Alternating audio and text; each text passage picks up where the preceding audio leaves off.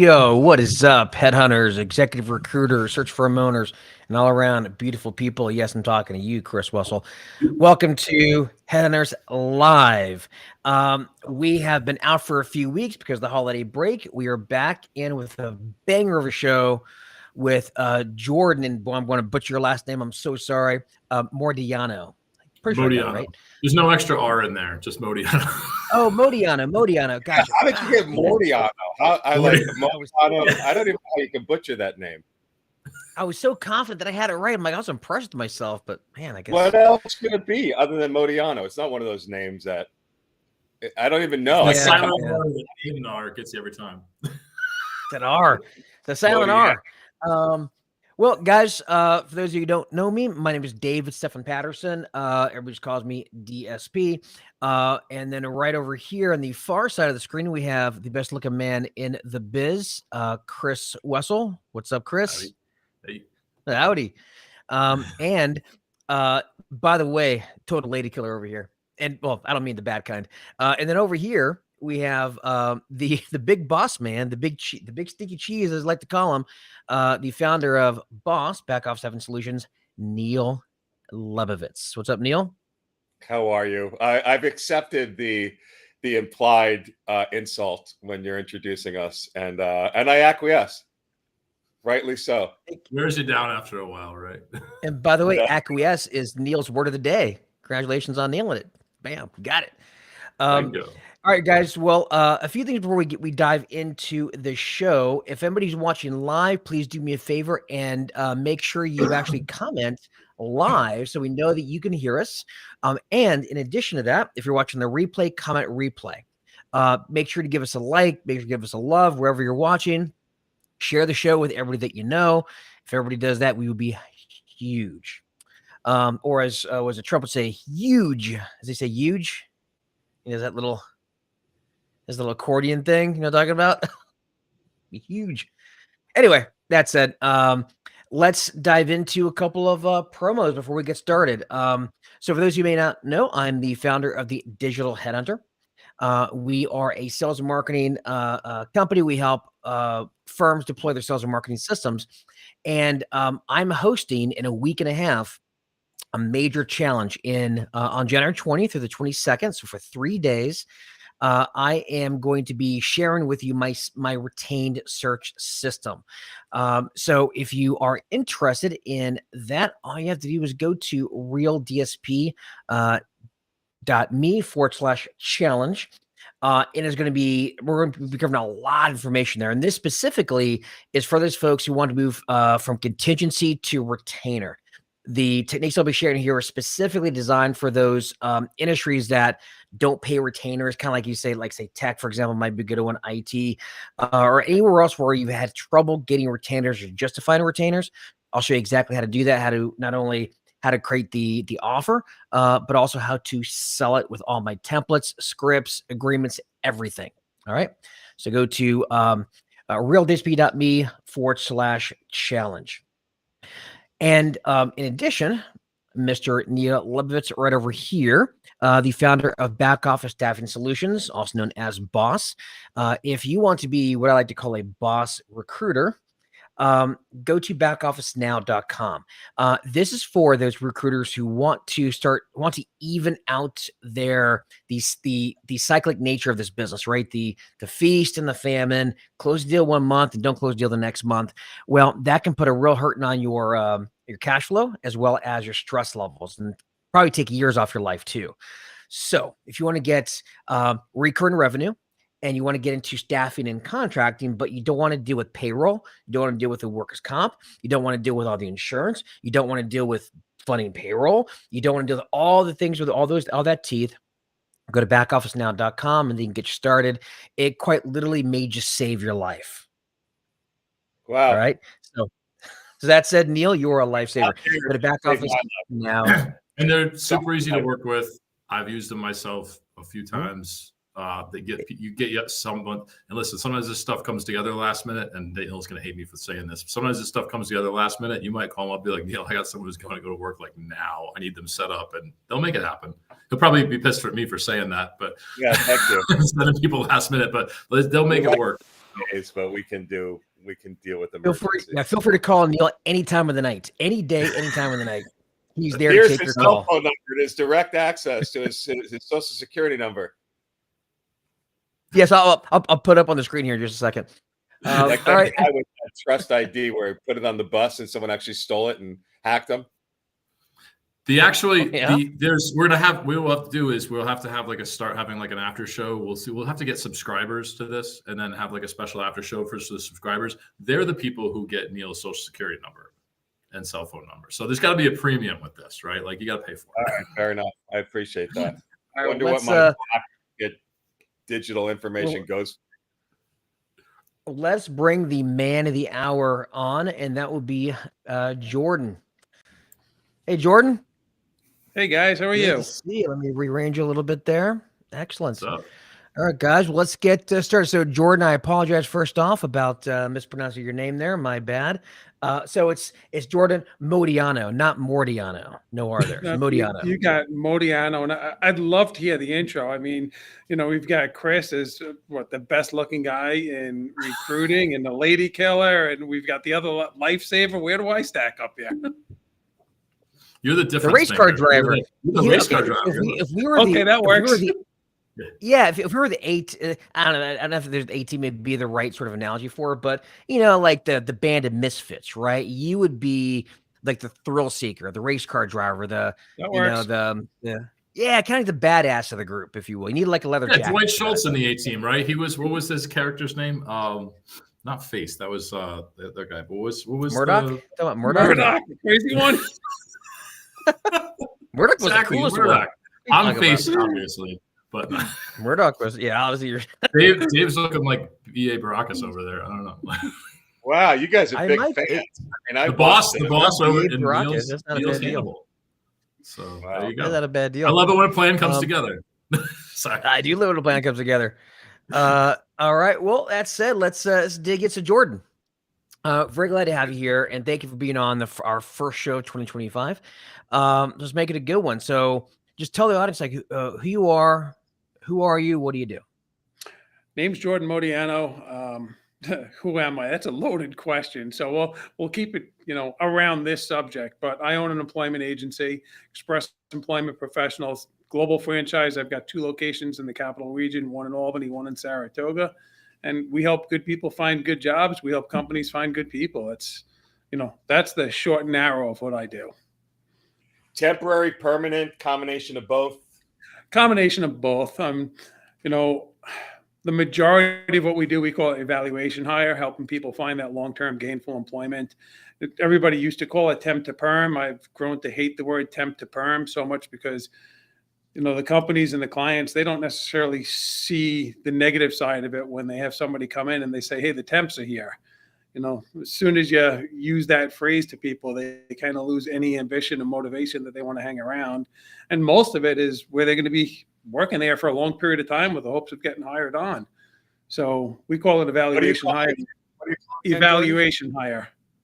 Evaluation hire. All right, cool. That's a customer-centric way to put it too. Because temp to hire is a very internal term. Like that's, what I mean? Like temp to perm or whatever, even just shortening permanent to perm. That's very like inside baseball lingo for recruiters that if a company's never worked with a staffing firm, they're like, what does that mean? But evaluation hire, like that's clear. It's like, it's what this is like what matters to the customer. It's very plain English. So that's a smart. Absolutely. And we flip it. So, hey, Mr.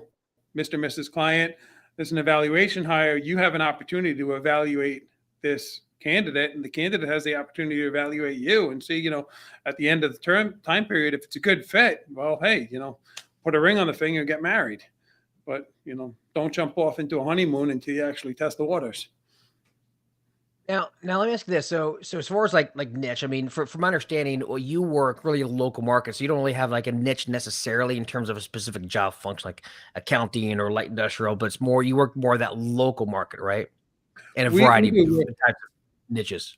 Absolutely. So, and when Express first started, it was mostly light industrial, and that has been our foundation. A lot of light industrial, whether it be, warehouse workers, general laborers, assembly, manufacturing, but we've kind of expanded out of that. So we're light industrial, we're skilled trades, and we're getting into a lot more office services. And frankly, I love the office services business. It's safer. There's no workers' comp cases. The people are better at using computers. It just becomes a little bit easier. It just doesn't have the volume that we have with some of the light industrial. Well, so speaking of that, I actually come from that world. So my very first step in position was with Labor Ready, which I think there are people ready, but I'm sure you're familiar with them. Yeah, but it's more day labor. But correct, it's still a lot of light industrial, waste management, throwing trash, construction sites, that sort of thing. So I do remember that world really well. Definitely some high volume stuff that you can do there. But yeah, you're right. The workers' comp is outrageous.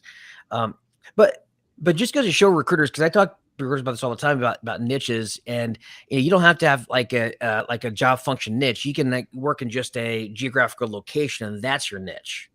You know what I mean? You don't necessarily need to be segmented like most recruiters are. You know what I mean? Correct. And we also know what we can and can't do.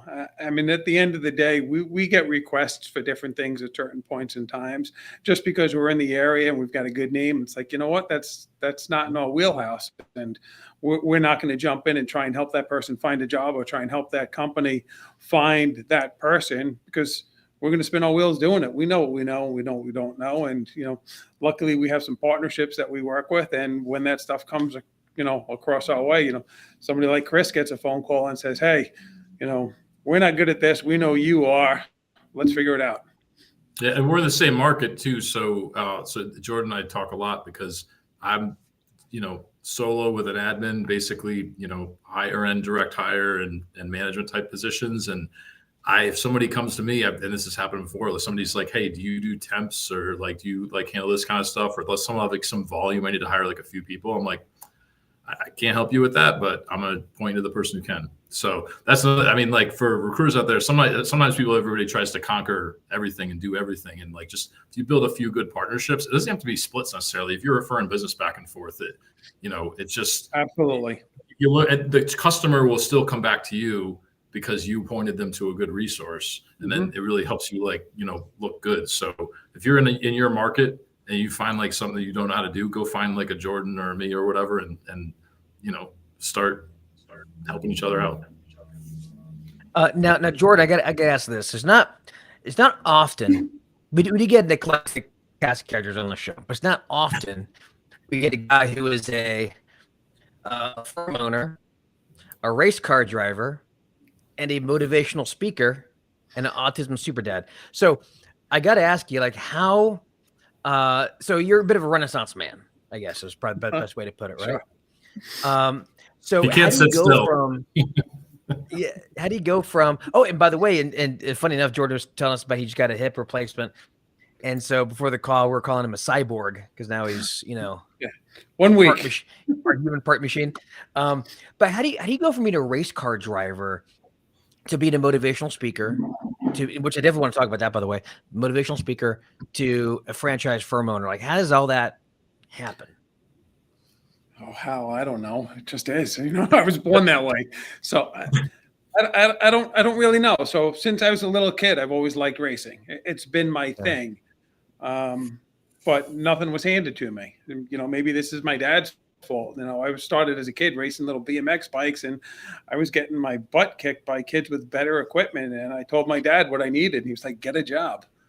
Like, what do you mean get a job? I'm 12. He goes, whatever, get a job. So I got a job. He signed the paperwork so I can get working papers. I'm delivering newspapers and saving up to buy this awesome titanium, and I got titanium, but titanium bike. And I get about halfway to the money to buy it. And he says, how are you making out? And I'm like, halfway there. He goes, let's go get it. You can pay me back the rest. So I guess he drove that entrepreneurial spirit for me. And I was like, you know what? You want stuff, work for it. So that's what I've always been doing. I got that bike and I started winning races immediately because there is a competitive advantage when you have better equipment. But fast forward years later. What's that? I said that's what Chris always says. About as good. Never mind. It's. By the way, it's also how I used to pick up chicks. That was my go-to line. Sorry. So fast forward years later, I was looking for another business opportunity or a business opportunity to get into, And I found Express Employment. It checked all the boxes plus some. What happened? You're there. My screen went You're there. black for a second. It's crazy. All right, so it checked all You the move the boxes. mouse once in a while. Yeah. And but I never gave up the racing part. It's always been there. I've always been passionate about it. And I guess I'm just a very passionate person. I like motivating people. I like helping people. That's where Express fit in really well. That motivational speaker part and leadership training part gives me that opportunity to help people. I like doing that. I'm good at it. And my daughter, so when she was born and shortly thereafter, we found out she had autism. So like any parent, you're going to do everything you can for your kid. So we started by, making the race car, the autism awareness car. And that kind of just took a life on of its own. One night after the races, people coming up to us and saying, "This is so awesome that you're doing this. Hey, we think our kid or our nephew or our friend's kid or our grandkid has autism. We don't know what to do. We don't know where to get help." And I will tell you, it's hard. I'm lucky. I've got a wife who's a school psychologist and a PhD. She knows her stuff. And with her and her knowledge and her network, finding out where the resources are, where to get help. And there's so much information and you don't know what's right and what's not right. So we decided to, start doing some promotional races and raising some money for autism. And we did that. And then that spiked and got a little bit bigger. And then I said, you know what, let's start a foundation. So last year we started a not-for-profit called Races for Autism. So it's like, who am I? What do I do? It's kind of all of that. But I think the foundation for it all is there's a component of making an impact where you can help people, whether it's helping people find a job, helping people find motivation, helping people with autism, or finding the resources. That's my driving force. Hey, There what seems to be made a theme is this life of service. I yeah suppose, right? what made you go the franchise route? I mean, it was all the everything back in the day, and it's been really hard for people to franchise. I mean, Express does great, but what made you go that route as opposed to opening your own shingle or going independent? I mean, I know you consider yourself, Yeah, I spent 20 years in advertising and marketing. And before I was in advertising and marketing, I was in the automotive industry, owned some of my own businesses. My last business in the advertising and marketing, I was partners with an advertising agency. And we were a really good company. The company's still going and still a strong firm, but I wasn't happy. As a partner, I wasn't happy. I went against my own vows to never be a partner again.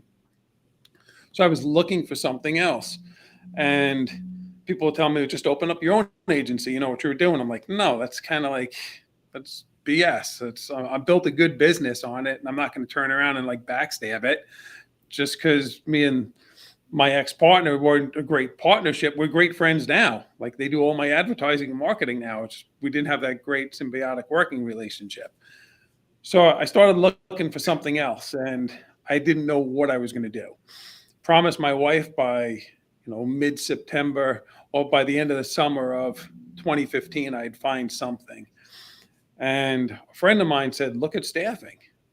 I was like, what the blank do I know about staffing? And he said, what do you need to know? You know how to hire people. You know how to lead people. You know how to sell. And the area needs a good staffing company. All right. Seemed logical. So I started looking around and staffing companies. And the only thing that made sense was to look for a franchise at that point in time because I knew nothing. I'd never even walked into a employment or a staffing agency. I'd never worked for one. So I found Express Employment. And I found it that night.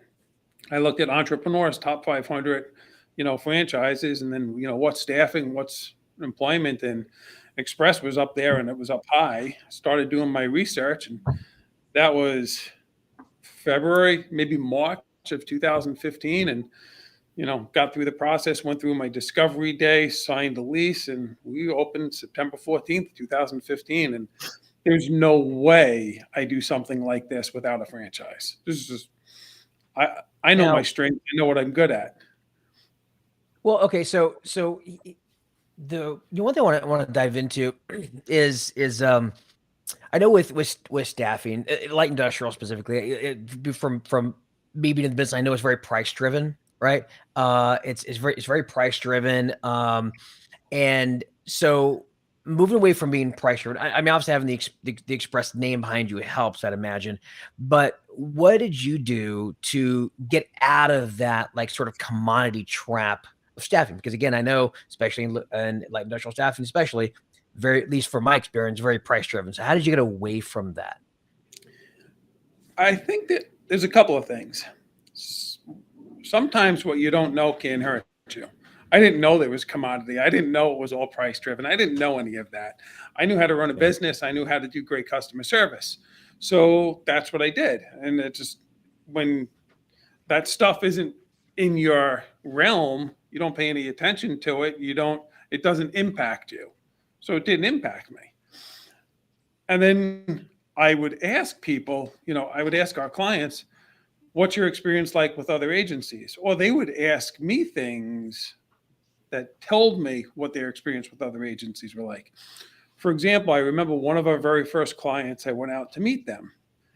And I meet the guy and we're touring the facility. And he goes, this is impressive. You haven't even sent anybody here and you're meeting us. Like, yeah, isn't that common? He goes, I got 2 other agencies and never see anybody from them. Interesting. All right, face-to-face time, important. Just check that off. And then he asked me another question. He goes, do you meet every candidate you're going to send to us? I said, of course. How could I not meet people and then send them to you? I didn't know any better. That was just how we're going to do it. He goes, well, some of your competition doesn't meet people and they send them to us and they have no idea. They can't even walk down the aisles, and things like that happen. I was like, okay.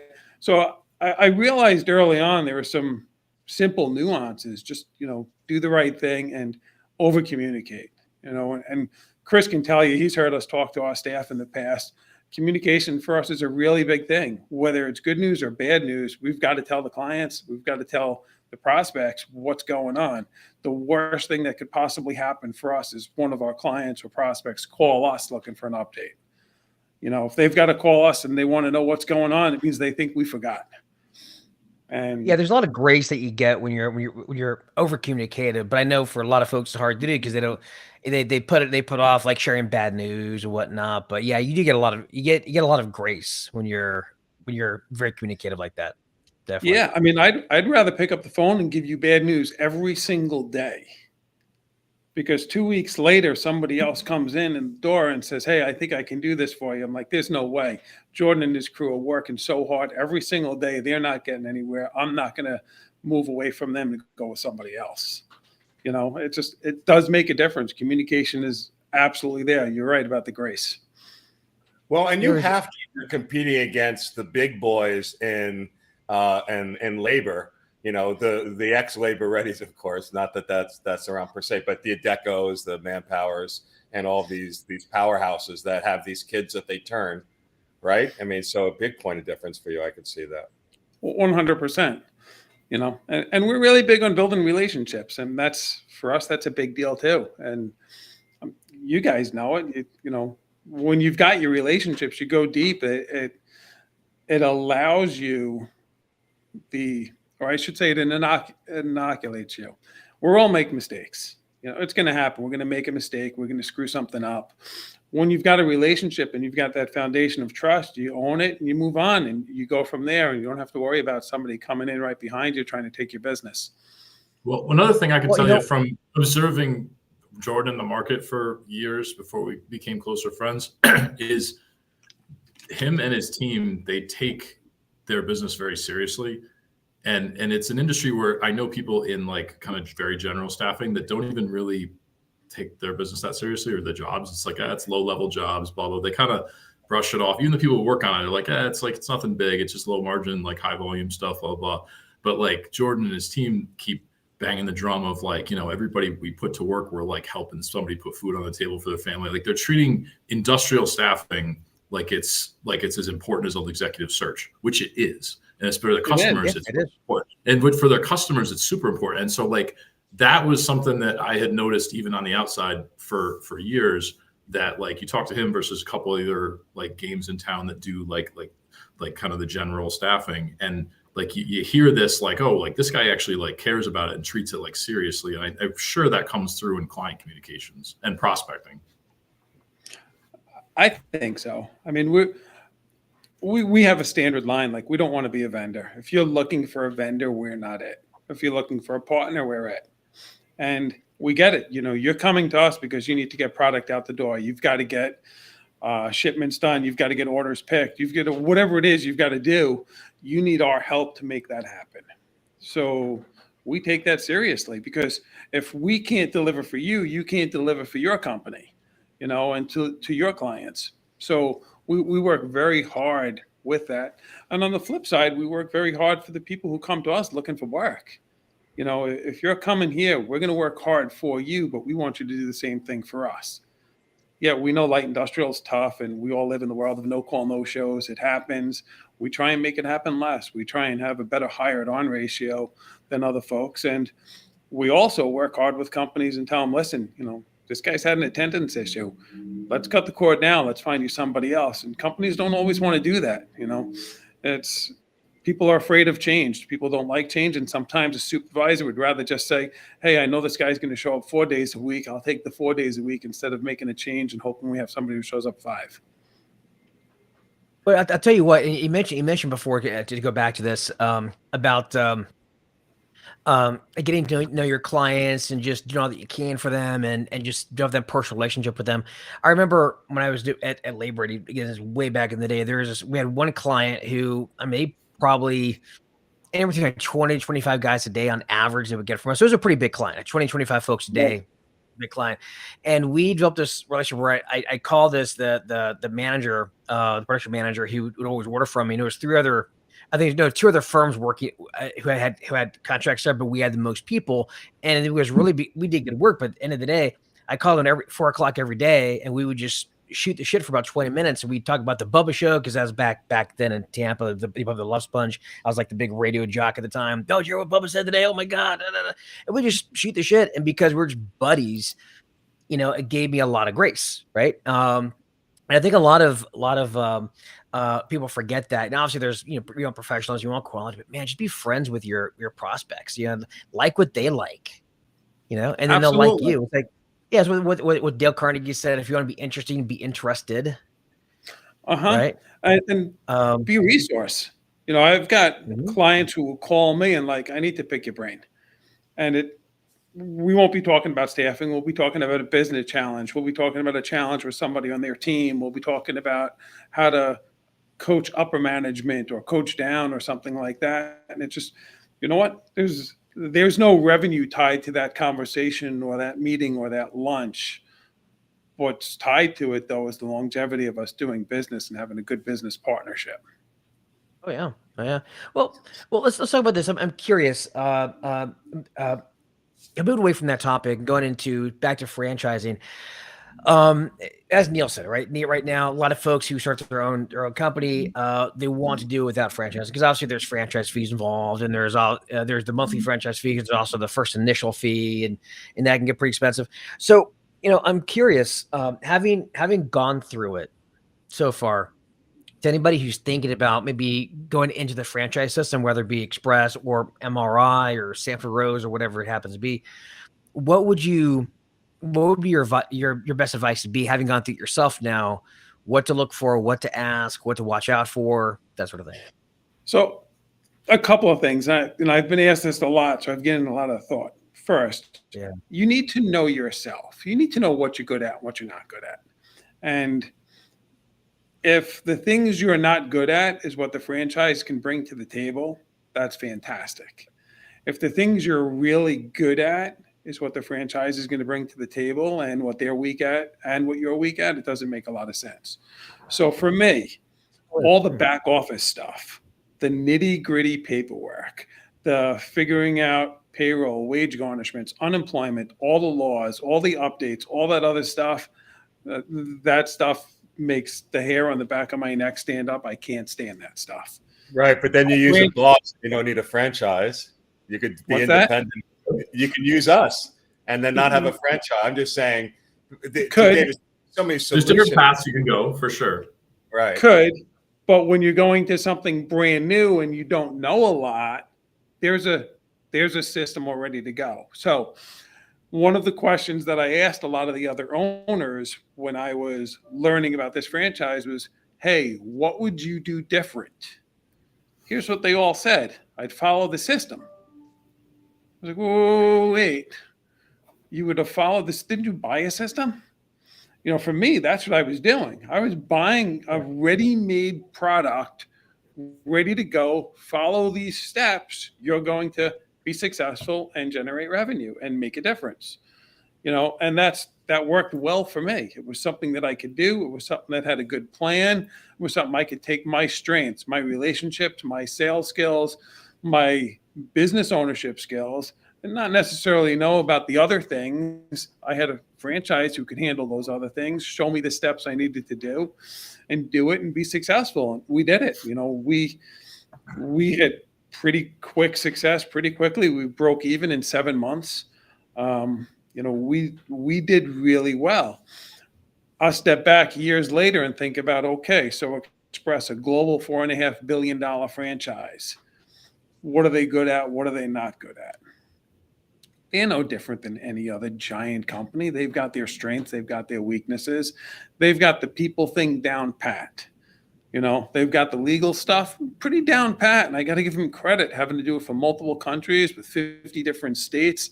That's a lot of work to try and make sure New York owners get what the New York owners need, and New Jersey gets what they need, and every other state gets what they need.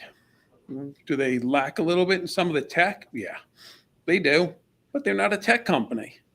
You know, Apple and Google might lack a little bit in HR, but Express doesn't. So it becomes a little bit different for it based on the company. I do like the support we get. You know, my team and we pick up the phone multiple times a day. We got a button on the phone. We get corporate headquarters and we get assistance, you know, on any number of subjects that we need help on. We get it and they can, you know, give us that help. It makes sense for some people for the franchise model. It does. It also makes sense for some people not to do it and, you know, to work with a company like Neil and have all of that there for them. And I think you know, if it was one of my staff members later on down the road and they wanted to go into business for themselves, well, they know the nuances, they know the other stuff, and maybe they don't want to do it, but now they know they can have somebody else do it and not have the franchise fees. Or in the very beginning, when you're never in it, you don't know what you don't know. Yeah. I wouldn't even know what to ask somebody. So follow the system. So basically what you're saying, Jordan, is that if you buy a McDonald's franchise, make frickin' Big Macs and don't try to reinvent the wheel. Right. And if they tell you to cook them at 350, do it at 350. Don't think you can do twice as many by cooking them at 700. That's right. All right. So with that said, let me ask you this. I mean, having started Express, going back to when you first started, and you first opened up shop and whatnot, and you started, and I'd imagine you had, maybe I'm wrong, maybe you had some accounts for maybe Express corporate that came over to you, but I'm assuming you started with zero business, right? Zero business. Okay. So given that, for a lot of folks here who also are starting out January, maybe with zero business, what were your best strategies from what you learned back then on how to go out and get new business? Just go out and talk to people, knock on doors, talk to people, ask for referrals, have conversations, and talk to them about the candidates we have. What we did back then is a little bit different than what we do now, based on the fact that we have more stories to tell now and we have more repetition. So today, we still staff for the very first company we staffed for in the first week we're in business. You know, that's impressive. Really? 100%. Yeah. The majority of the companies that we did business with in 2015, we still do business with today. Now, we've had a lot of transient businesses, companies who come in, use Express all over the world, and, we've got to unload trucks for a day or something like that. So they're not the continuous ones that we use. But for the most part, we've had a good track record of continually doing business with people. So, when we're going out for new business now, it's like, hey, I can give you a list of companies that have been doing business with us for 8 years, 9 years, 10 years. That helps companies make decision to use us relatively easy, because why would so many other companies continue to use us?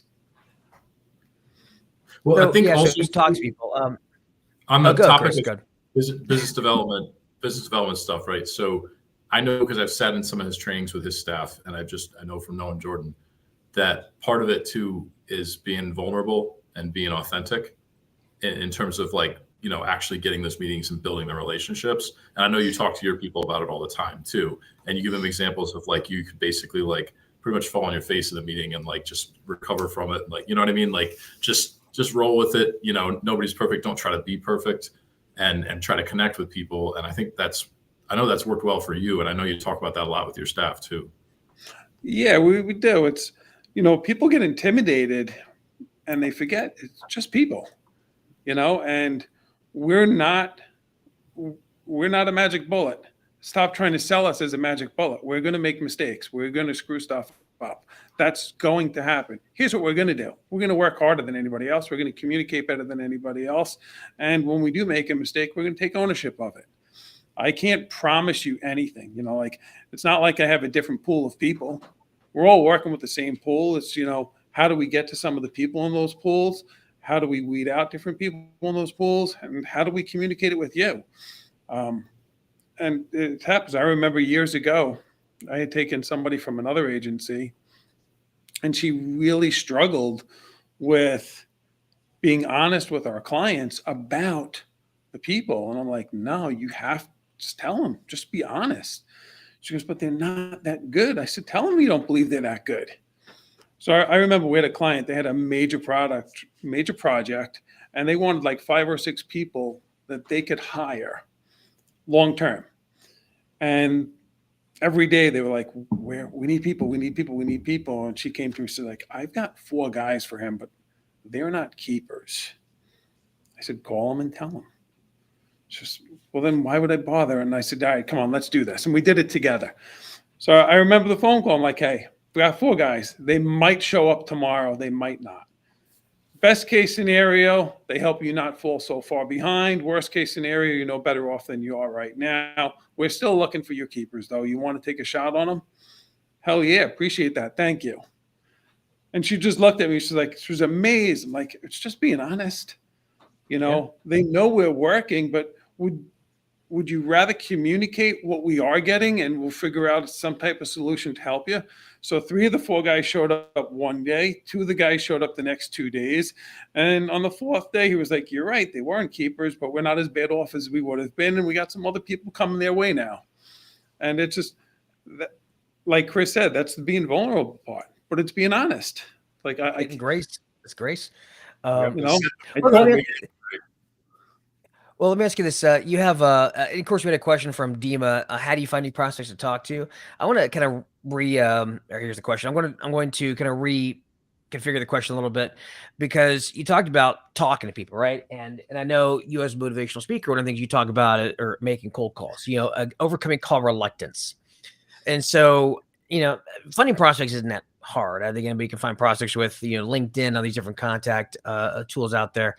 But it sounds like you see the value in actually physically either going to find people, talk to them directly, call them on the phone, and not just relying on email, LinkedIn, all that kind of jazz to find new business. Is that right? 100% personalized approach. You said it before, find something in common, stuff that you can talk about. You were talking about the radio show, but you have made a personal connection. Personal connections can happen so much faster if you can sit down and, break bread with somebody, or just sit at their desk and talk to them, or see what's in their room and have a conversation, get to know what motivates them, or, what inspires them. Lots of people have pictures in their office, pictures of kids or a baseball team or a golf or whatever, boating, fishing. find that common ground and something to talk about. It makes a difference. It really makes a difference. Build a bond. Yeah, but the one thing I will say though, when it comes to that, I know exactly what people will say to that, right? They'll say, well, okay, well, that sounds great, Jordan, but how do I get there? Like, because you got to initially contact somebody. You don't want to be a weirdo by cold call and start talking about personal stuff right off the bat. Like, you got to open it somehow or get in there somehow. So how do you get your foot in the door so that you could then find commonalities, things you can find rapport on? But how do you get in there? So there's a couple of ways, and really it depends on what you do and where you're doing it. So I've got a sales rep who's out knocking on doors right now. Yesterday she was in an industrial park, walking in to shops or walking into warehouses to meet the hiring managers and meet the supervisors. They'll work in all office park and go into office buildings in an office park. Discredit the no soliciting signs and just walk in, because we're not walking in to sell somebody. We're walking in to help somebody. At the end of the day, we've made commitments to help people find jobs, and we know there are companies out there who are looking for people. So, hey, any chance you might be able to help us help somebody? Networking is great. There's tons of networking events. There's so many networking events. Go to a networking event, depending on who you're sitting with or who you're talking to, you just make some connections and then ask for referrals. I think the LinkedIn part comes secondary, because, we all have a ton of LinkedIn connections who, if we bumped into the street, we wouldn't even know who they are. And, but those LinkedIn connections where you've actually met somebody at a networking event or have been introduced to somebody and then had a conversation, and then you make that connection, that becomes something far more valuable. Those days, I remember when I was doing day labor, I would do the same. We would go to industrial parks and construction sites, and we'd walk in with if you do the bricks, but we have the sheets of paper that say labor ready on it. You have a brick at like 5, plus a carpenter's pencil, plus a ruler, plus a couple other things. Then my trunk would be filled with these bricks, and I'd pass them down. That's old school. That's old school. And I tell you what, for people who have call reluctance, who are afraid to pick up the phone, imagine what it's like to walk into a construction site uninvited, or a warehouse uninvited, and ask where the manager is. It's hard. It is hard. It's hard. So I've coached my team. I call it reversing call reluctance, and one of my team members actually has this whole sign hanging at her desk that she created on a conversation we had one day, because she was nervous about it and she had call reluctance. And I said, well, let me ask you a couple of questions. Are you calling anybody that you are related to or you're good friends with? She's like, no. I said, okay. All right. Are you calling anybody who you know for a fact is good friends with somebody you're related to or you're good friends with? And she says, no. I said, okay. Then are you calling anybody who knows anything about you? She's like, no. I said, so whoever you're calling is not connected to anybody you know. They don't know anybody who you know. They're not anybody you know. They don't know anybody you know, and they know nothing about you. Am I right? She goes, yeah. I said, are you calling to insult anybody? She said, no. I said, then regardless of what they think, you're never going to know anyway. What are you afraid of? And it just clicked for her. She's like, you're right. Like, whatever happens, nobody in my family is going to know. None of my friends know. They don't even know me. Who cares? And she became a phone superstar. She has no problem picking up the phone and calling people, because she realizes it's exactly that. It's a cold call. It means nothing. And she does pretty well with it, because she also picks up the phone with the mindset of, I made a commitment to help somebody find a job. This is how I'm going to do it. I'm going to look at whether it be Indeed or Facebook or Career Builder, and I'm going to find those companies that are looking for people with similar types of skill sets. I'm going to make those calls. And she knows. And the great thing about them not knowing who you are is the fact that if you have a bad call next month, they're not going to remember who you are. You know what I mean? So the call you have that doesn't matter. That's the thing. Remember, if you bumped into them later that day, they probably wouldn't even know. They would have no clue, because what happens as the person picking up their phone and making the call, this is my world right now. This is my world. The person who's receiving it gets a quick phone call and moves on, has no idea, doesn't know the company, doesn't know anything. If you happen to make a connection and you catch them at the right time and you do something, then something good happens. Otherwise, it's not anything bad. It's just nothing.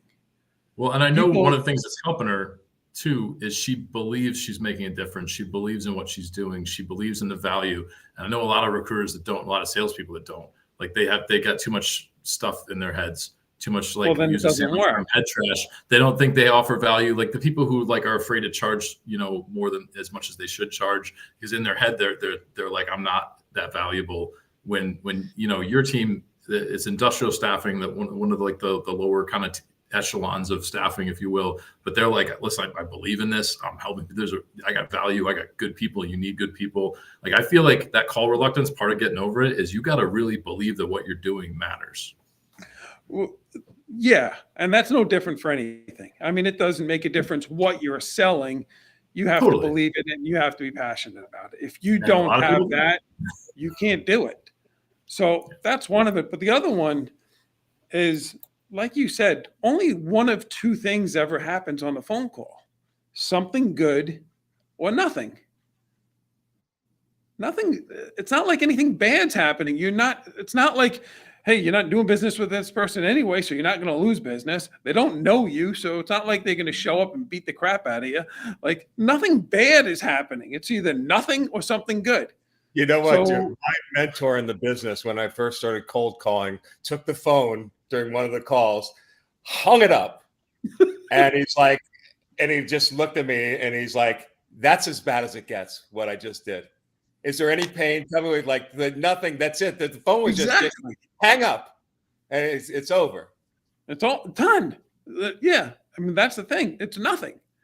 It's nothing. Yeah. Like you had nothing. Well, you still have nothing. What always helped me too on cold calls was I would always, like, people try to do this thing where like they try to make it, hi, this is David Patterson with the, they try to be too professional. And it sounds like you're their telemarketing call, because what you're doing is telemarketing. And for me, I always like to just right off the bat say, hey, this is a cold call. I just say it, get it out of the way, because they know it's a cold call. I know it's a cold call. We both know it's a cold call. Let's say it, because for one, it catches them off guard and it kind of breaks their defensive barriers to a certain degree. Half the time it makes them laugh. And if you can make someone laugh, you're in, right? Or you have a much better way to get in. So I think for me is doing things like that, like either saying right off the bat, this is a cold call, or doing something different on a phone to get them like out of their pattern, interrupt. And if you can do that, it makes the cold calling fun. And if you make it fun, it's easy. Just make it fun. Just find a way to make it fun. You make it fun. It's so easy. So there are days we'll do, call blitzes, and we've told people like, hey, everybody come in costume for the call blitz. People can't see you. We've told people, try and do the day in an accent. Pick an accent. You be Arnold Schwarzenegger for the day. You be Sylvester Stallone, and just pick phone calls like that. You obviously don't stay in that character long, but you get somebody's attention real quickly, and it becomes fun. Tell me now, believe me later. You must evaluate your temporary assignment beforehand now. Yeah. Exactly. You do that well. I mean, can you imagine if you dial the phone, somebody answers, hello, this is Jordan, and you just go into that. You have my attention. Like, you just made my day. You've taken me from wherever I good, bad, or otherwise, and you just took me someplace else. You have my attention. It's awesome. And, going back to what you said, about tell people to cold call. I just saw this short on Instagram recently. I think a guy from Britain, he's, and he's doing these quick shorts, and he picks up the phone. Hello, would you be totally destroyed and ruin your Friday if I told you this is a cold caller? And the guy's like, yeah, that would suck. He goes, well, this is a cold call. I'm sorry, I've ruined your Friday, and then he just goes on and on and on. And, there's so many things you can do to have fun with it. And, Chris said, you've got to be passionate. You've got to care, but you also have to have fun. Like, too many people take themselves way too seriously. Like, Yeah, they do. Really? They definitely do. And people at the end of the day, and I know we want to wrap up here in a minute, but I do want to say, people they just want a real human connection more than anything else. They want a human connection. I don't care how introverted you are. Human connection is what really matters. I think if you can make the human connection, even just off of a cold call, whether it be, and again, it's that you make them laugh. That's a connection, right? Make them chuckle, just a little chuckle. You just made a connection somehow, and you maybe made their day a little bit better, right? Yeah. And so maybe get at it to fix the cold call reluctance. You find a way to, if I want to call this person, how can I make their day a little bit better? Give them a smile. Absolutely. You leave people better than you found them. You're always going to win. Yeah. Well, that said, folks, time for us to wrap up. Jordan, I really appreciate you being on the show today for our first show back for 2025. So I really appreciate it. And this has been a fun one to get talk about race cars and autism and just like being of service to others and all that, making cold calls. This was fun. You guys are awesome to hang out with, and I'm honored to be back. The first one for this year. You opened the year with me. That's pretty cool. I'll take that. well, thank you, Jordan. Well, and by the way, I think we don't have many cyborgs on the show, so this would be fantastic. So folks who want to connect to Jordan, we didn't have to really go crazy with the speaker. Sweeps week, we can talk about getting you back for. We're going up as men on all these other podcasts for our ratings. All right.